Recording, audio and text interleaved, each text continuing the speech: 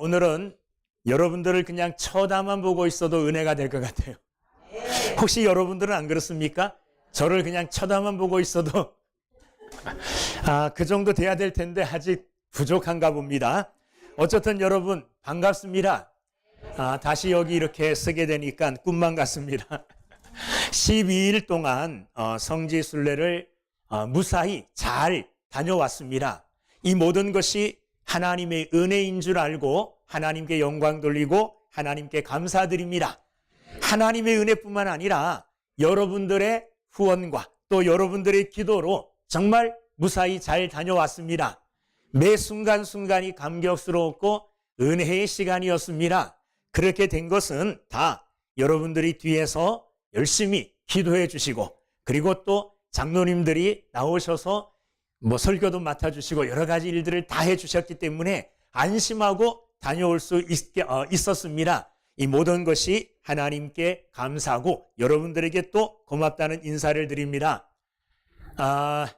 실제적으로 12일 동안 새벽에 출발해서 그냥 아침에 일어나서 눈뜨기가 바쁘게 와서 밥 먹고 차 타고 다니기 시작하고 숙소에 들어오면 밤 10시, 11시 하루 종일 다녔어요. 그렇게 하루 종일 다녀도 다 못 보고 왔습니다. 그렇지만 보고 온 것들 하나하나 기억했다가 시간 될 때 여러분들과 함께 은혜를 나누도록 하겠습니다. 제가 잘 준비해서 오후 시간에 언젠가 이제 사도 바울이 다녔던 그 길을 이 영상과 함께 보면서 같이 은혜를 나눌 시간이 꼭 있을 것으로 믿습니다. 특별히 오늘 빌립보서 1장 빌립보서를 선택해서 말씀을 전하게 된 게 저는 하나님의 또 은혜라고 생각합니다. 오늘 본문과 연관되어서 제가 이번에 갔다 온 것을 말씀드리며 본문으로 들어가기를 원하는데 이 빌립보서는 어떻게 기록이 되었느냐, 어떻게 빌립보 교회가 세워지게 됐느냐. 사도 바울이 1차 전도여행을 소아시아 쪽으로 이렇게 다녀왔어요. 그리고 2차 전도여행은 1차 전도여행 때 다녔던 그 교회를 다니면서 그 교회를 다시 세워주기 위하여 계획을 하고 다니는데 중간에 하나님께서 아시아로 가는 발걸음을 막아요. 성령께서 아시아로 못 가게 꽉 발목을 붙들고 계셔요. 그래서 사도 바울이 어디로 가느냐 하면 드로아라는 곳으로 가요. 그 드로아도 아직 아시아입니다. 그곳에서 환상을 보게 됩니다. 마게도냐 저쪽에서 어떤 사람이 손짓으로 막 부르는 거예요. 그리고 와서 우리를 도와달라. 이렇게 사도 바울을 부르는 그 부름에 응답하여 사도 바울이 이제 드로아에서 어디로 가느냐? 마게도냐 유럽 쪽으로 넘어가게 됩니다. 그런데 드로아라는 그 지역의 가이드가 우리를 데리고 가요. 데려갔더니 벌판이에요. 아무것도 없어요. 근데 그곳에서 하나의 길을 보여주는 겁니다. 그 길이 어떤 길이냐 하면 돌로 놓아진 길인데 예전에 로마 시대에 사도 바울이 그 길을 밟고 들어와 항구로 간 길이라는 거예요. 그래서 우리 목사님들, 사모님들, 권사님 그 길에서 그냥 예배 드리고 그 길에서 찬양하고 기도하고 그 길에서 한 번쯤 사도 바울처럼 그 길을 밟고 항구를 향하여 내달리는 뛰어가는 이런 모션을 취하기도 했어요.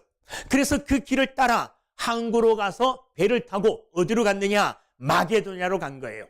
마게도냐 가서 만나는 첫 성이 어떤 성이냐 하면 이 빌립보 성입니다. 그래서 사도 바울이 성령의 부르심에 의하여 발걸음을 아시아로 향하지 않고 유럽으로 꺾어서 간 첫 성이 빌립보 성이에요.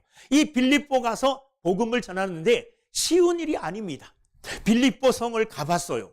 그런데 완전히 폐허가 된 성인데 다 이제 복구를 조금씩 해놨어요. 그러니까 도시도 아니고 사람도 살지 못해. 유적지지요. 그 유적지를 보여주는데 어마어마한 도시예요. 빌립보가. 그런데 그 어마어마한 도시에 사람들이 많이 살았을 것 아니에요. 아무도 예수 안 믿는 사람들이에요. 그곳에 가서 뭐 했느냐? 복음을 전하려니까 얼마나 두려웠겠습니까? 여러분 아무도 모르는 우상 섬기는 그런 나라에 가서 예수 그리스도 복음을 전하려고 생각해 보세요.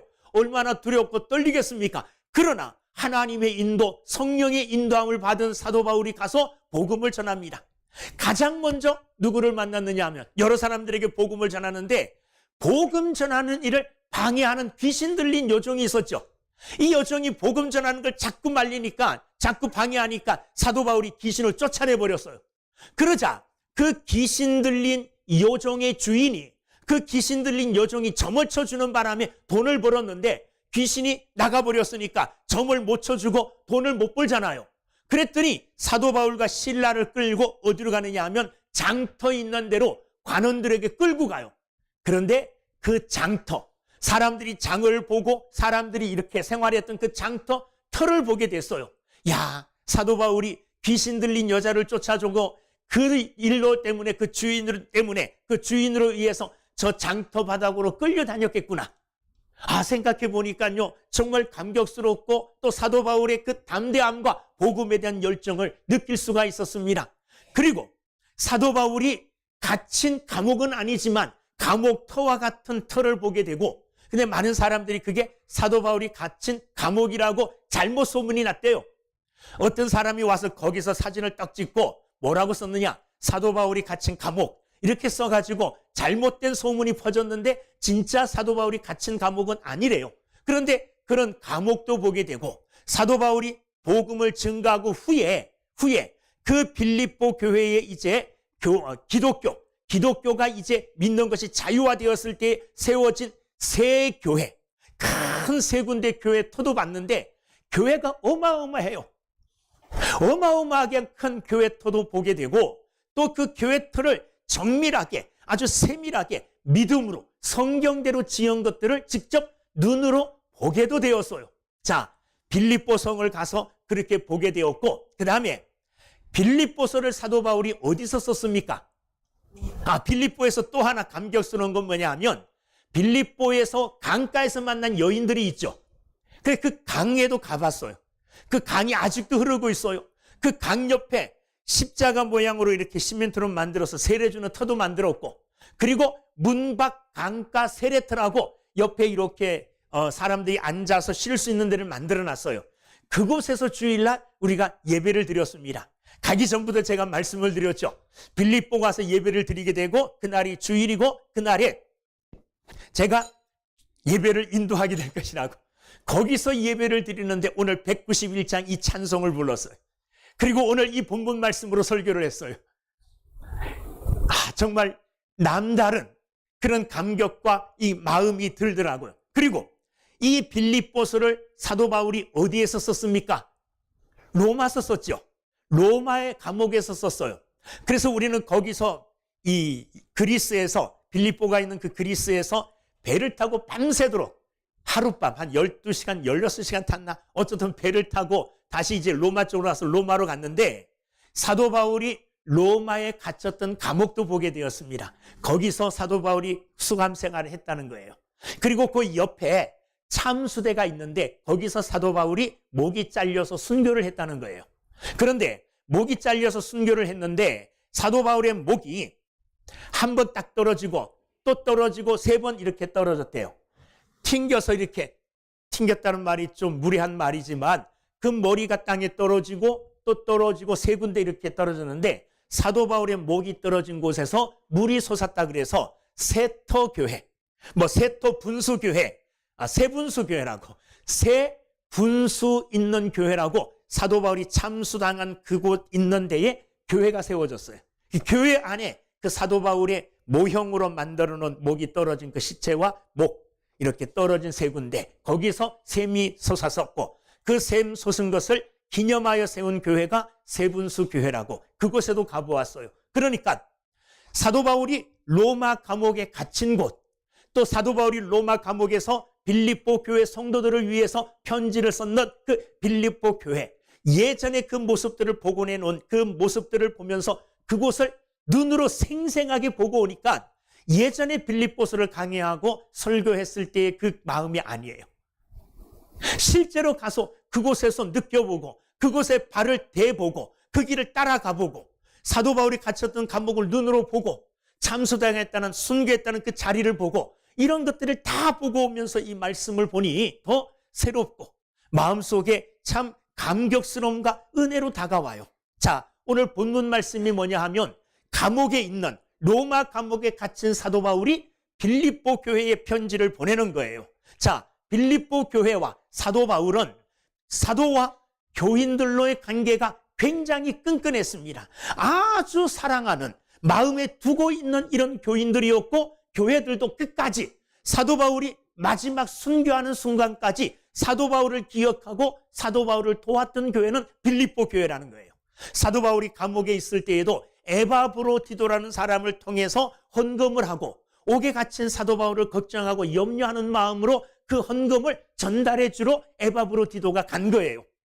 그런데 그 길이요, 옆집 가는 게 아닙니다. 몇 달을 걸쳐서 가도 못 갈 그 먼 거리를 빌립보 교회 성도들은 사도 바울을 사랑하는 마음으로 헌금을 가지고 이 청년이, 에바브로디도라고 하는 청년이 로마 감옥까지 간 거예요.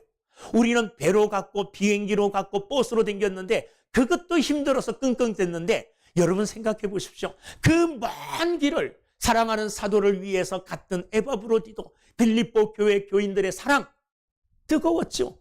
그리고 그 빌립보 교회 교인들이 사도 바울을 사랑하는 것 이상으로 사도 바울은 빌립보 교회 성도들을 마음에 담고 심장으로 그들을 사랑했던 그런 성도들이었어요.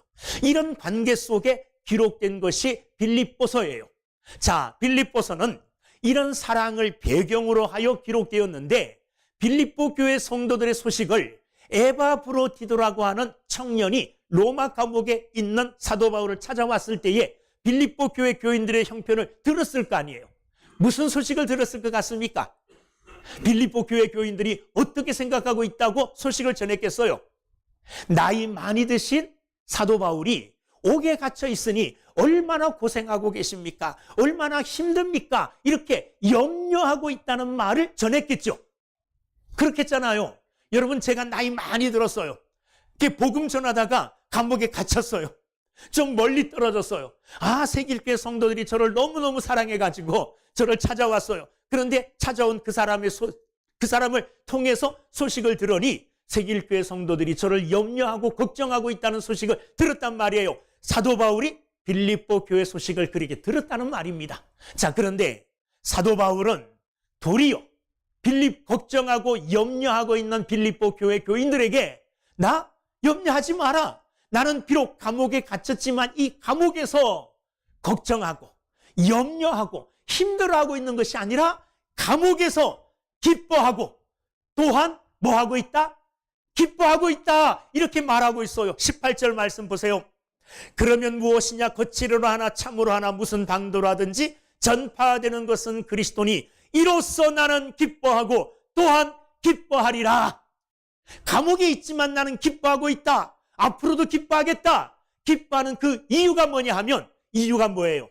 18절에 보니까 그리스도가 전파되고 있다는 것을 통하여 기뻐한다는 겁니다. 무슨 말이냐 하면, 사도 바울이 감옥에 갇혔는데 사도 바울이 복음을 전하는 사람이잖아요.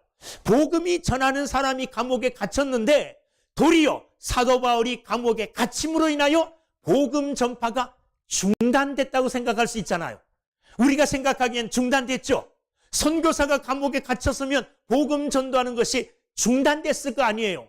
근데 사도 바울이 감옥에 딱 갇혀서 보니까 내가 감옥에 갇힘으로 인하여 복음은 내가 전하던 때보다 더 강력하게 전파되고 있더라. 할렐루야. 그래서 나는 기뻐한다는 말이에요. 어떻게 더 강력하게 전파되고 있었느냐? 첫째는 사도 바울을 지키는 시위대 안에 사도 바울에 관한 소문이 났다는 말이에요. 자, 오늘 13절에 보면 이러므로 나의 매임이 그리스도 안에서 모든 시위대 안과 그 밖의 모든 사람에게 나타났으니, 사도 바울의 감옥에 갇힘이 시위대 안에 소문이 났어요. 그리고 많은 사람에게 시위대 안에 있는 사람들을 통하여 사도 바울에 관한 소문이 났다는 말이에요. 자, 감옥에는 보통 누가 들어갑니까? 죄수가 들어가잖아요. 저 사람 도둑질하다가 잡혀왔네? 저 사람은 강도짓 하다가 잡혀왔네? 살인해서 잡혀왔네? 여러 가지 죄목이 있는데 사도 바울만은 사람들이 이해할 수 없는 제목으로 붙들려 왔어요. 그 제목이 뭐였습니까? 예수라고 하는 사람을 전하다가 붙들려 왔다는 거예요. 그러면 도대체 저 사람이 감옥에 갇히기까지 열심으로 생명을 걸고 전했던 예수 그리스도, 그분이 누구냐? 사람들에게 이런 의문이 생기겠죠. 그 사람들이 묻겠죠. 그 사도 바울은 가만히 앉아가지고 예전엔 수고했어요. 여기 다니고 저기 다니고 발이 막 부르틀 정도로 다니면서 전도했는데 이제는 가만히 앉아서 자기에 대한 소문, 자기로 인하여 그리스도 예수에 관한 소문이 퍼지게 되어지니까 너무너무 좋은 거예요. 앉아서 예수를 전하게 된 거예요. 그리고 사도 바울이 갇힌 이 시위대는 특별히 왕족들, 높은 귀족들, 이런 사람들이 갇히는 곳이에요. 그러니까 사도 바울이 그 당시에 복음이 이 좀 낮은 사람, 지위가 낮은 사람, 천한 사람, 이런 중심으로 전해졌는데 높은 사람들에게는 전해야 될 루트, 길이 없었어요.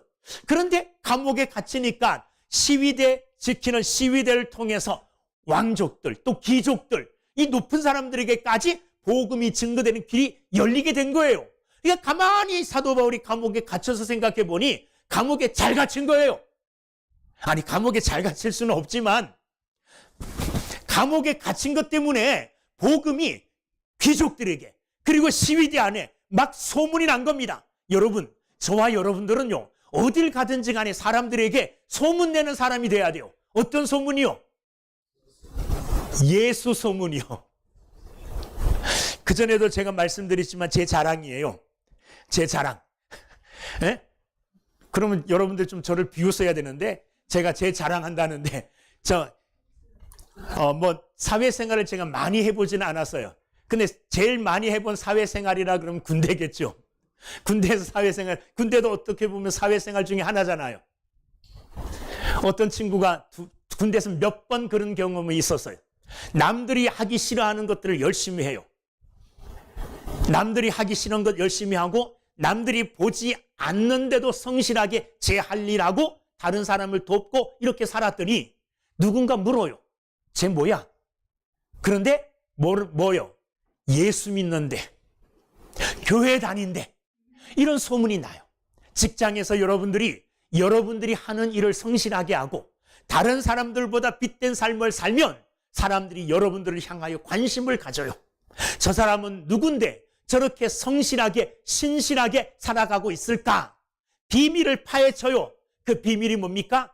예수님 때문에, 그리스도 예수님을 모셨기 때문에, 교회 다니기 때문에, 이런 믿음 생활을 하기 때문에 이런 소문이 저와 여러분들을 통하여 나야 돼요. 사도 바울은 옥에서도 그런 소문이 났어요. 가는 곳마다 이런 소문을 나타내며 살아가는 저와 여러분들이 다 되시기를 주님의 이름으로 축원합니다. 13절에 보면은요, 이러므로 나의 매임이 사도 바울이 감옥에 갇힌 것으로 인하여 그리스도 안에서 모든 시위대 안과 그 밖에 모든 사람에게 나타났다는 거예요. 그래서 이런 소문이 나타나게 되어지자 시위대 안에뿐만 아니라 다른 믿는 사람들에게도 영향을 끼쳤습니다. 어떤 영향을 끼쳤느냐? 14절 말씀에 보면 형제 중 다수가 나의 매임으로 말미암아 주 안에서 신뢰함으로 겁없이 하나님의 말씀을 더욱 담대히 전하게 되었느니라. 형제 중 다수가 나의 매임으로 말미암아, 사도 바울이 매임으로 말미암아, 이 말은 사도 바울이 감옥에 갇힘으로 말미암아 어떻게 되었느냐? 주 안에서 신뢰하게 되었다. 주 안에서 믿음이 굳건하게 되었다는 말입니다. 사도 바울은 복음을 전하다가 저렇게 감옥에 갇히기까지 했는데 나는 뭐 하고 있느냐? 나도 사도 바울처럼 복음을 전해야 되겠다. 믿음을 갖게 되었어요. 그리고 어떤 사람들은 거기만 보면 주 안에서 신뢰함으로 겁없이 하나님의 말씀을 더욱 담대히 전하게 되었느냐. 겁없이 담대함을 얻게 되었어요. 야, 사도 바울은 복음을 전하다 저렇게 감옥에까지 갇혔는데 나 이렇게 숨어 있으면 되겠어? 복음을 말하지 않고 비겁하게 잠잠하게 있으면 되겠어? 담대하게 용기를 얻어가지고 많은 사람들이 뭐 하게 되었다는 겁니까? 입 다물고 있었던, 전하지 않았던 예수 그리스도에 관하여 전하게 되었다는 겁니다. 그러니 사도 바울이 옥에 턱 갇히고 사도 바울이 없으니까 더 성도들이 열심히 하는 거예요. 저는 오늘 기분이 굉장히 좋으면서도 약간 서운함이 있었어요. 뭘까요?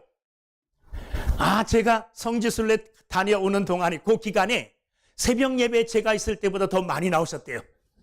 수요 예배도 더 많이 나오시고 금요 예배도 더 많이 나오시고 제가 없으니까 더 잘하시는 것 같아갖고 야 이거 계속 빠져야 되는 거 아니야? 기분이 굉장히 좋아요. 그러면서도 섭섭함이 조금 다가올래다가 쫓아냈는데 섭섭해하면 안 되죠. 두 가지 마음을 가진 사람들이 있었어요. 하나는 사도 바울을 무지하게 사랑하고 사도 바울을 신뢰하며 따르던 사람들이 야 사도 바울이 옥에 갇혔으니 어떡하나, 사도 바울이 하던 일을 내가 계속해야지, 그래서 사도 바울을 기쁘게 해줘야지, 이런 마음으로, 좋은 마음으로 사도 바울 대신 복음을 열심히 전하는 사람들이 있었어요. 선한 뜻으로. 그리고 또 한편으로는 사도 바울이 감옥에 갇힌 틈을 타서 평상시에 사도 바울과 같이 경주를 하면 사도 바울을 못 당하겠어요. 사도 바울한테 항상 밀려요. 사도 바울의 인기를 따라가지 못하고 항상 그 밑에서 빛을 못 보던 사람들이 됐다, 기회다, 사도 바울이 옥에 갇혔을 때 내가 더 열심히 해가지고 사도 바울보다 유명해져야지, 더 인기를 얻어야지, 선한 뜻은 아니지만 좋지 않은 뜻으로 또 복음을 전하는 사람들이 생겨났다는 거예요. 그러니까 복음을 막 전하는 일이 사도 바울이 감옥에 갇히니까 여기저기서 막 일어나는 거예요. 시위대 안에서도 복음이 전해지고, 사도 바울을 좋아하던 사람들은 더 열심히 복음을 전하고, 사도 바울을 은근히 경계하고 사도 바울을 미워하던 이런 사람들도 사도 바울을 괴롭히는 목적으로 복음을 또 열심히 전하는 거예요. 그러자 복음이 막 강성하게 복음의 진보가 나타나는 겁니다. 그러면서 사도 바울이 이런 고백해요. 18절 아까 그러면 무엇이냐, 거칠애로 하나 참으로 하나 무슨 방도로 하든지 전파되는 것은 누구요? 그리스도니. 나를 좋아해서 전하든 나를 싫어해서 전하든 여하튼 전파되는 것은 누구라는 거예요? 예수 그리스도라는 거예요. 그러니 이로써 예수 그리스도가 전파되어지니 나는 아무 상관도 없다. 이 틈을 타서 나를 누가 짓밟아도 괜찮고 나를 비난해도 괜찮고 나를 욕해도 괜찮아. 그러나 이 일로 인하여 복음이 더 강력하게 증거되어지니 이로써 나는 뭐 한다는 겁니까? 18절 기뻐하고 또한 뭐 해요? 기뻐하리라. 복음만 전해지면 된다는 거예요. 복음만 전해지면 나는 어떻게 되든지 상관없어요. 나는 옥에 갇혀도 상관없어요. 나는 고난을 받아도 상관없어요. 누가 증거되어지면, 복음이 증거되어지면, 예수 그리스도가 증거되어지기만 하면 나는 상관없다는 말이에요. 복음이 증거되는 그 일로 인하여 나는 얼마든지 기뻐할 수 있다는 겁니다. 여러분, 사도 바울의 이 마음, 저는 이번 성지순례를 통해서 사도 바울이 정말 그 간 길 보면은요, 길 보면 내일 같으면 못 가는 길이에요. 예? 얼마나 많은 위험이 따르고 목숨을 걸고 가는 길입니다. 하루 이틀 가서 되는 길이 아니에요. 몇 달, 몇 년 걸쳐서 가는 길들이에요. 가는 길마다 요즘처럼 도로도 잘 나아지지 않았어요. 그런 길을 걸어가는 거예요. 그런 길을 걸어가면서 그런 수고를 하면서 심지어 마지막에 감옥에 갇히기까지 하면서 나중에는 목이 잘려 순교하면서까지도 그가 열심히 복음을 기쁨으로 전했던 이유가 뭘까? 사도 바울은 어떻게 저렇게 열심히 복음을 전할 때 기뻐함으로, 즐거움으로, 기쁨으로 행할까? 그 비결을 나도 알았으면 좋겠다. 어떻게 사도 바울은 저렇게 했을까? 그 비결을 알게만 하면 나도 그렇게 할 수 있을 것인데, 여러분도 그 비결을 알기만 하면 여러분들도 사도 바울처럼 기쁨으로 복음이 증거되는 것 때문에 기뻐할 수 있을 텐데, 도대체 그 비결이 뭘까요? 사도 바울과 내가 틀린 게 뭘까요? 나도 예수님 영접했어요. 나도 예수님 영접하고 나도 하나님을 사랑하고 나도 예수님을 사랑해요. 그런데 틀린 게 뭘까요? 도대체 틀린 게 뭘까? 오늘 본문을 통해서 또 성지순례 중에 묵상함으로 제가 깨달은 게 있어요. 그게 뭐냐? 사도 바울이 그렇게 고난당하고 심지어 옥에 갇히고 목이 베어짐으로 순교하기까지 복음 증거하는 일에 열정을 다한 것, 복음 증거하는 그 일이 자신의 기쁨이 된 이유가 뭘까? 오늘 본문 말씀 21절 말씀을 보면 이렇게 말하고 있습니다. 이는 왜냐하면 그런 말이에요. 왜냐하면 내게 사는 것이 누구요? 그리스도니 죽는 것도 유익함이라. 내게 누가 살고 있어요? 그리스도가 살고 있다는 말이에요. 내게 예수 그리스도를 영접했는데 내 안에 그리스도께서 살아계심을 항상 깨닫고 예수님과 함께 살아갔던 사람이 누구냐면 사도 바울이에요. 빌립보서 1장 8절 말씀을 보세요. 1장 8절. 내가 예수 그리스도의 심장으로, 사도 바울은 자기의 심장을 도려내고 자기의 심장의 자리에 누구의 심장을요? 예수님의 심장을 심은 거예요. 예수님의 심장을 자기의 심장에 심었다고 고백하고 있습니다. 또 빌립보서 2장 보십시오. 2장 5절 말씀에 보면 너희 안에 뭘 품어라? 이 마음을 품어라. 곧 그리스도 예수의 마음이니. 사도 바울은 예수님의 심장을 가졌고 예수님의 마음을 품고 예수님을 모시고 자기 안에 모시고 살아가는 사람이에요. 그렇기 때문에 예수님의 시각으로 봐서 내 안에 누가 있어요? 내가 있는 것이 아니라 예수님이 계셔요. 갈라디아서 2장 20절 말씀 뭐라고 말씀하고 계십니까? 내가 그리스도와 함께 십자가에 못 박혔나니 그런즉 이제는 내가 사는 것이 아니요 오직 내 안에 그리스도께서 사시는 것이라. 내 안에 누가 산다는 거예요? 내가 안 살아요. 이제 내 안에 누가 살아요? 예수님이 살아요. 가만히 예수님과 나를 비교해 보니 나는 아직도 내 안에 내가 살고 있어요. 예수님의 자리는 저 옆에 저 구석에 조금 있을까 말까 보일까 말까 하고 내가 다 살고 있어요. 그러니 사도 바울과 같은 마음을 가질 수가 없죠.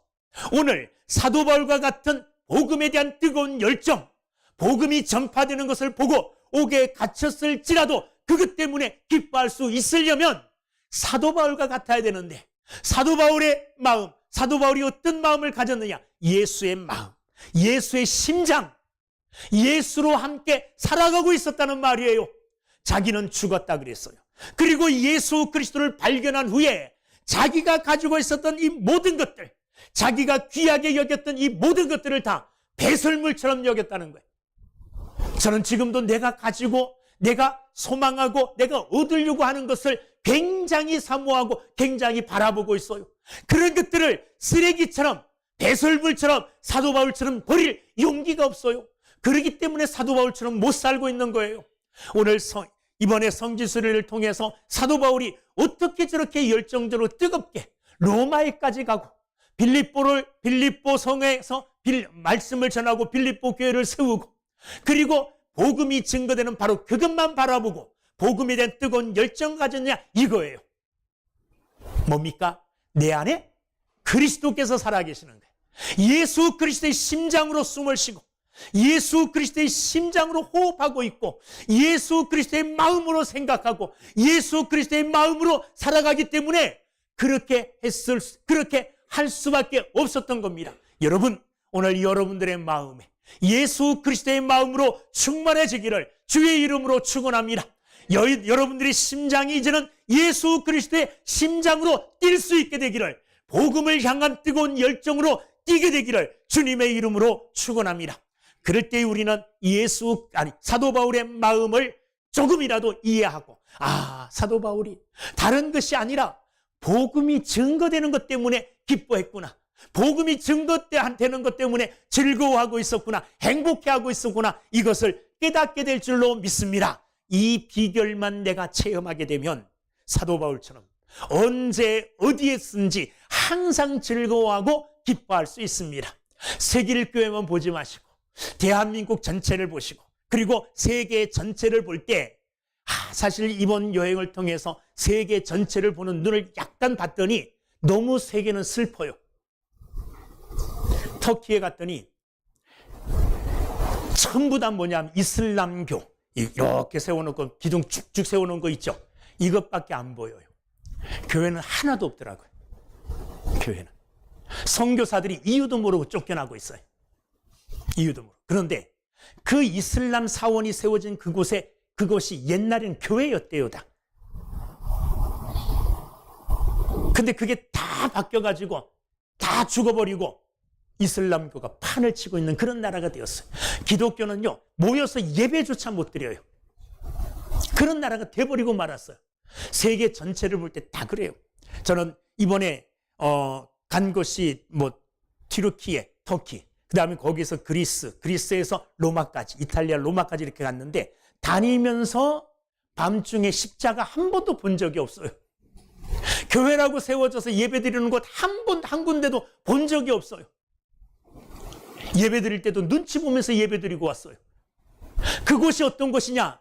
사도 바울이 순교의 피를 흘린 곳이고 사도 바울이 땀과 피를 흘리면서 수고하여 교회를 세운 곳들이에요. 그런데 배가 아팠던 건 뭐냐? 사도 바울이 그렇게 애써서 세우는 이런 순교의 터전, 그 위에 그 유적지, 이것 가지고 그 사람들은 요즘 돈을 때로 벌고 있더라고요. 관광객들이 발 디딜 틈도 없이 찾아와요. 그것 보려고요. 자기들은 믿지도 않으면서 믿음 다 잃어버리고 그냥 예전에 그 영광 그거 가지고 돈만 벌어요. 그러면서 다른 신 섬기고 있어요. 우상 숨기고 앉아 있어요. 이것 볼 때 배가 아파 뒤집어지겠더라고요. 우리나라도 그러지 말란 법이 없어요. 예전에 1000만 교인을 자랑했잖아요. 지금 1000만 입에 올리지도 못해요. 500만이라고 말하는 사람도 있어요. 반이 줄었다는 말이에요. 우리 교회도 기독교가 지금 우리나라도 기독교 지금 쇠퇴해져 가고 있어요. 여러분, 이런 시대에 우리가 다시 각성하고 깨달아야 될 것은 사도 바울의 마음을 회복하는 거예요.